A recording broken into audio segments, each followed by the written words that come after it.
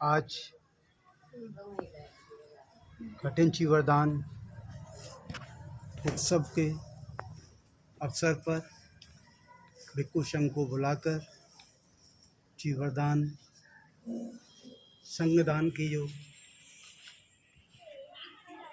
आप लोगों ने क्या कर पुण्य अर्जित किया। संगदान या दान भगवान की दंपति की एक गाथा है। पुण्यंचे पुरुषा खैरा खैरा ते पुनः पुनः तम्मी छंद खैरा ते न सुको पुण्यच उच्चय। पुण्य का जब भी अवसर मिले हमको करना चाहिए, इसको चूकना नहीं चाहिए। चाहे धम्म स्मरण का पुण्य का अवसर हो हमारा, या धम्म दान देने का अवसर हो, जब भी मिले उसको करना चाहिए। और जब भी अवसर मिले हमको पुनः पुनः बार बार करना चाहिए। ये नहीं सोचना चाहिए कि आज हमें ये मौका मिला है ये धम्म देशना सुनने का, इस कार्यक्रम में आने का, हमारे पास समय नहीं है।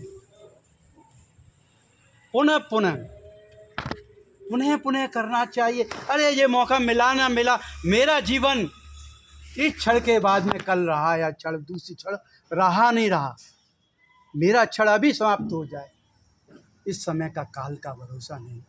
अरे पुण्यं चे पुरुषा खैरा, पुरुष जैसा खैर जैसा काम करने के लिए मुझे मौका मिला है तो मैं पुनः पुनः करूं, क्यों ना करूं, इससे चूक क्यों जाऊं, इससे मैं वंचित कैसे हो जाऊं। तम्मी चंद खैराते न, चुनाव करना चाहिए हमको, स्वयं को चुनाव करना चाहिए। कैसे इस स्थान पर जाकर, किस रूप में जाकर हमें कैसे पुण्य अर्जित करना है।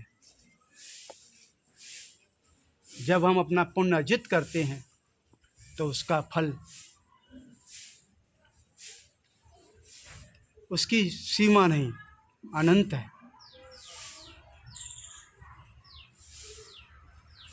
सुखो यानी सुख का, इतना सुख देने वाला है इस जीवन में या आने वाले पूर्व जीवनों में। जो हमारे कर्म हैं, कर्म हमारे साथ चलते हैं, फल उसके पीछे पीछे चलता है। तो हमारे कर्म जो आज आप लोगों ने यहाँ धर्म श्रवण करके पुण्य अर्जित किया है, कुशल कर्म का संपादन किया है, ये आपके जीवन का बहुत ही सुखद, क्योंकि भगवान की एक गाथा कहती है कुशलस्य उपसंपदा सचेत परयोदपनं एतं बुद्धान शासन। यही मेरी शिक्षा है, यही मेरा आदेश है। कौन सा है? सभी पाप कर्मों को नहीं करना है, अच्छे कर्मों का संपादन करना है, बढ़ाना है। जो अभी आप लोगों ने अच्छे कर्मों का संपादन किया है, यहाँ आकर इसको और बढ़ाना है, पुनः पुनः करना है। सचेत अपने पर मन को, अपने चित्त को परिशुद्ध करना है। कैसे करेंगे परिशुद्ध? किसी के गंगा से नहाने में, किसी नदी में नहाने से, किसी अगन के कर्म कांड करने से हमारा चित्त परिशुद्ध नहीं होता। उसके लिए हमें क्या करना पड़ेगा? अपने अंदर झांकना पड़ेगा, देखना पड़ेगा, अपने आप को जानना पड़ेगा। वो क्या है? विपश्यना है। विपश्यना के आधार से, यानी विशेष प्रकार से किसको जानना? अपने आप को जानना, अपने आप को देखना।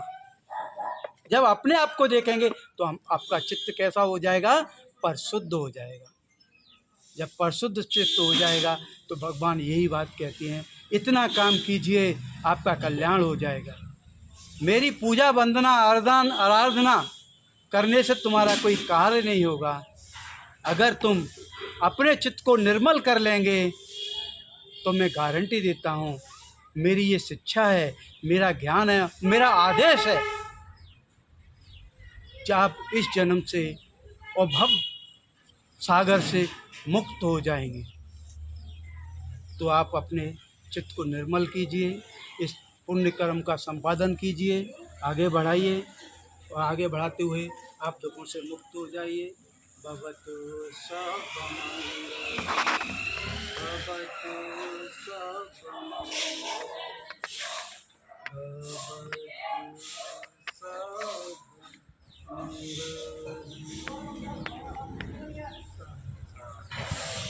साधु साधु।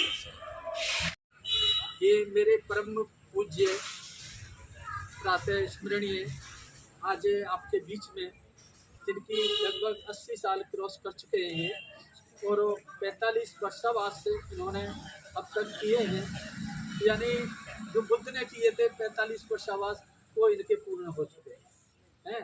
आज हमें बड़ा गर्व है कि आज जो है हमारे लिए ये मैत्री करने के लिए हैं और यहाँ पर हमारे बीच में हमको इसने वो सद्भावना के साथ साथ में आपको भी संदेश दिया है और एक महत्वपूर्ण संदेश दिया है उन्होंने। तो हम यही सोचते हैं कि अगर हमारे परम पूज्य ऐसे भिक्षु जो बिल्कुल करुणा के सागर और जिन्होंने अपना जीवन मोमबत्ती की तरह पिघला पिघला करके पूरे समाज को संदेश प्रकाश दिया। मेरा अनुभव है स्टूडेंट लाइफ से ही, जब मैं पढ़ता था जब ही से मेरा अनुभव है, करीब 74 से हैं, मामूली बात नहीं है।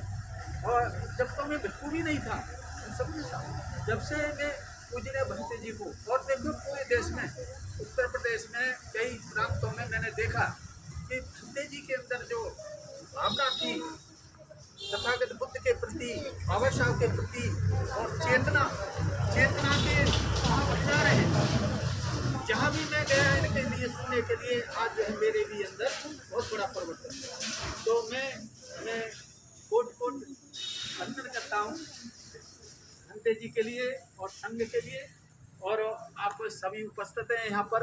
अफसोस ये है कि यहाँ पर देखो भोजन की व्यवस्था हुई, बहुत सारे लोग गांव के खा करके गए होंगे, लेकिन 1-2% यहाँ पर उपस्थित हैं, लेकिन एक भी आदमी जो इस गांव के मुझे नजर नहीं आ रहे हैं।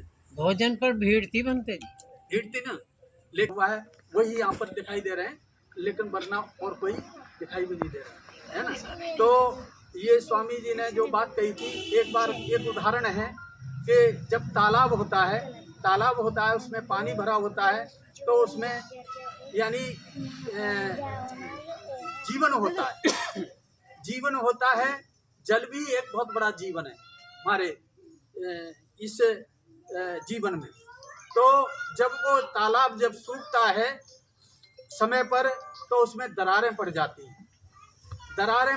हैं और दरारें पड़ने के बाद में फिर क्या करते हैं कि गांव के लोग उसमें जाते हैं और उसको दरारें से जो बन जाते हैं उनको मिट्टी को खोदते हैं और वो जो है अपने मकानों में उसको इस्तेमाल करते हैं, है ना।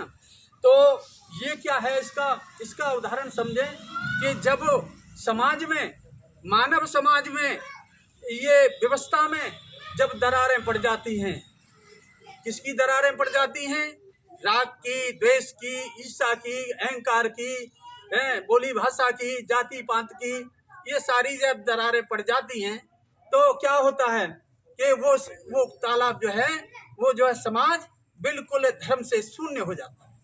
उसके अंदर समाज में बिल्कुल भी कोई धर्म का समावेश नहीं होता है और वो इतना मतलब जो है ऐसा हो जाता है कि वो यानी जल विहीन तो हो ही जाता है, लेकिन वो दरार पड़ने के कारण और उसको और ज़्यादा खड्डा खोद करके और ज़्यादा उसको खाली कर देते हैं। इसी तरह से हमारा समाज ये जो है हर प्रकार से खाली हो रहा है। इसके अंदर दरारें ऐसी पड़ी हुई हैं कि ये एकता चाहता ही नहीं, ये सामंजस्य चाहता ही नहीं है, ये भ्रातृत्व चाहता ही नहीं है, ये समानता चाहता ही नहीं है। तो फिर कैसे समाज हमारा उन्नति प्रगति करेगा?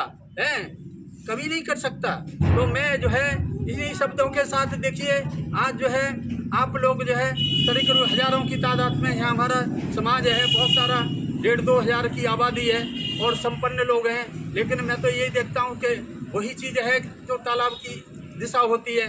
तो एक उदाहरण से और समझें, जैसे आकाश में देखा है आपने, आकाश में जब बादल फटा फटा होता है, एकत्रित नहीं होता है, उसका समूह नहीं होता है, तो उसकी कोई ताकत नहीं होती है। और जब वही बादल अगर एकत्रित होता है, संगठित होता है, समूह में आता है, तो वो एक बरसता है, पानी बरसता है। और पानी नहीं बरसता, उसमें एक ऐसी पावर, ऐसी ऊर्जा पैदा होती है जिसको हम बिजली कहते हैं।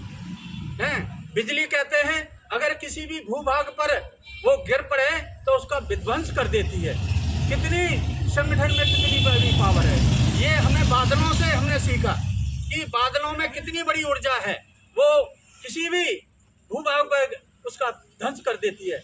लेकिन हमारा समाज देखिए आप किस तरह से विघटित है, ये कभी एक तत्व नहीं होना चाहता, कभी किसी को मानता है, कभी किसी को मानता है, कभी किसी को मानता है। तो कैसे ही इसका जो है भला होगा? भला तो होगा जब हम जो है एक निश्चित अपना मार्ग ढूंढ लेंगे, एक मार्ग ढूंढ लेंगे जिसमें हमारा कल्याण होगा, अपना कल्याण होगा स्वयं का, और अपने परिवार का भला होगा, अपने समाज का भी भला होगा, अपने देश का समाज भला होगा, अपने संसार को भी हम जो है भलाई का संदेश दे सकते हैं। तो इन्हीं शब्दों के साथ मैं बंदे जी से क्षमा याचना चाहते हुए मैं इनके चरणों में फिर उन्हें वंदन करता हुआ और सभी समाज के लिए इनके लिए मैं कहता हूँ कि आप लोग जो है, जो भी है, जैसा समय मिल रहा है उसके अनुसार हम काम कर रहे हैं। तो इसी के साथ साथ में मैं सबके लिए मंगल कामना करता हूँ। आप ऐसे आयोजन करते रहिए इसी तरह से। और पैसा तो हम बहुत खर्च करते हैं, लेकिन जब धार्मिक क्षेत्र में काम करते हैं तो कहीं न कहीं तो 2-4 लोग तो 1-2 लोगों में तो परिवर्तन आता ही है। तो मैं सभी के लिए भंते जी के लिए बंदामी करते हुए, संघ के लिए बंदामी करते लिए, आप लोगों को आभार प्रकट करते हुए कि आपने इतना समय दिया यहाँ पर। और यहाँ पर जो ये बुद्ध विहार है, बुद्ध विहार की तरह इसको आदर्श बनाया जाए और आदर्श बनाया जाए। और हमारे जो भिक्षु संघ हैं इसको सौंदर्यकरण के लिए, इसको बुद्ध का आधार बनाने के लिए इसको ऐसा करें कि हमारा भी सहयोग करें, सबका सहयोग करें, जिससे यहाँ पर एक नई शिक्षा मिल करके जाए, एक नई टेक्निक मिल करके जाए और एक नया संदेश मिल करके जाए। जैसे आज जो है हम देखते हैं कि बुद्ध का मार्ग जो है वैज्ञानिक पर आधारित है। जिस तरह से विज्ञान जैसे काम कर रहा है, उसी तरह से ये बुद्ध का मार्ग काम करता है। ऐसा होगा तो ऐसा परिणाम आएगा, ऐसा नहीं होगा तो ऐसा परिणाम नहीं आएगा। ये बुद्ध का संदेश है। तो इसलिए हमें ये सचेतना के आधार पर, चेतना के आधार पर, अपने विपश्यना के आधार पर अपने जीवन को हम जो है एक सुंदर और अच्छा, और जिस तरह से यानी सोने को तपा करके उसको आभूषण बनाया जाता है, इस तरह से हम जो है इस मानव जीवन को भी आभूषण बना सकते हैं, इसको सौंदर्य बना सकते हैं, इसको हीरा बना सकते हैं। लेकिन हम प्रयत्न करें, प्रयास करें, पवित्र प्रयास करें, शीलों के आधार पर, समाधि के आधार पर, प्रज्ञा के आधार पर, मुक्ति के आधार पर जब हम प्रयास करेंगे तो हमें कोई रोक नहीं पाएगी, कोई ताकत नहीं रोक पाएगी, कोई बाधा नहीं आएगी। हम चलते रहेंगे, आराम से चलते रहेंगे। और हमारे अंदर तो देखिए संघ है, बहुत बड़ा संघ है, तो हम क्यों यानी भयभीत रहें? हम क्यों मतलब जो है हम जो है डरे हुए हैं? हम क्यों अविद्या में हैं?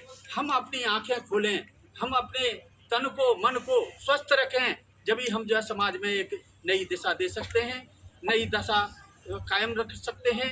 कोई आदमी ये सोचे कि यहाँ पर मतलब जो है ये गरीब है, अमीर है, अरे भाई कौन अमीर है, कौन गरीब है, सबको तो जाना ही है, सब तो खाली हाथ जाना है, कहाँ ले जाना है?